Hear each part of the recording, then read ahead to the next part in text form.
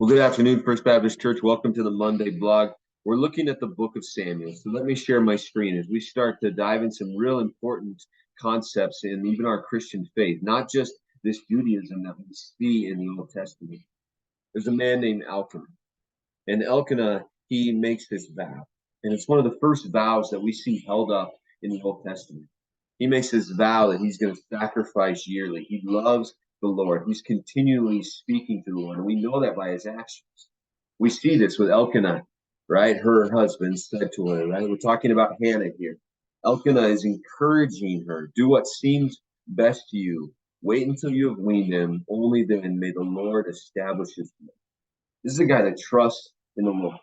Imagine this. This is his only son from his favorite wife, the wife that he loves and adores. And she's made a vow to give of this son to God.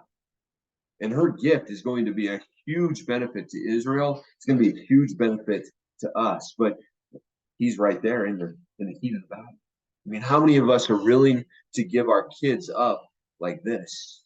Maybe they're going to go be missionaries in the 1040 window. Maybe they're going to go be missionaries in a place where there's persecution. Maybe we're going to let them do some things that just seem crazy to the outside world. We're going to let them go because their job is to work for Jesus.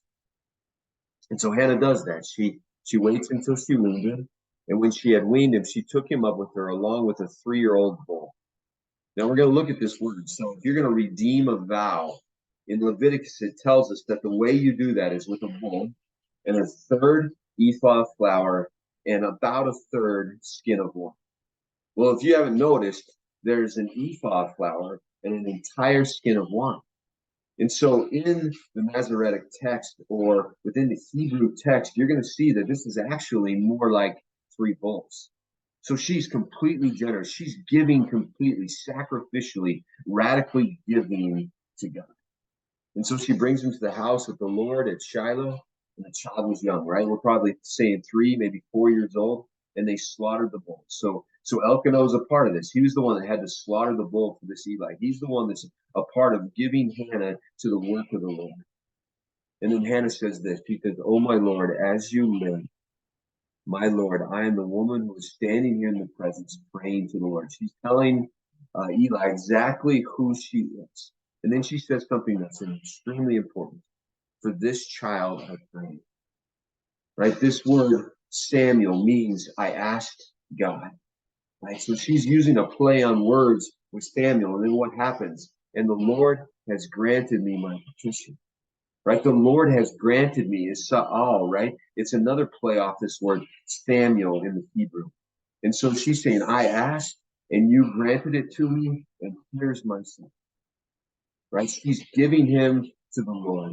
And she is lent him to the Lord. And a lot of times you could get this redemption. 5 shekels would redeem the firstborn. There was a way to redeem him to the Lord. But she's giving him away. She's presenting him. She's presented this Nazirite vow. And Samuel is going to be forever God's as he serves God. And then I love this part. And he worshiped the Lord. It's almost prophetic. She sees that Samuel is going to be a worship. His life is a worship to the Lord. And so we have to ask ourselves, have we given our life to God? Is our life a worship to the Lord? Because it should be. It should be like Samuel. We should be giving him. We don't have to all go into vocational ministry. No, everything we do should reflect our life being devoted and given to the Lord. So thank you for tuning in, and I'll see you guys next week. Have a wonderful day.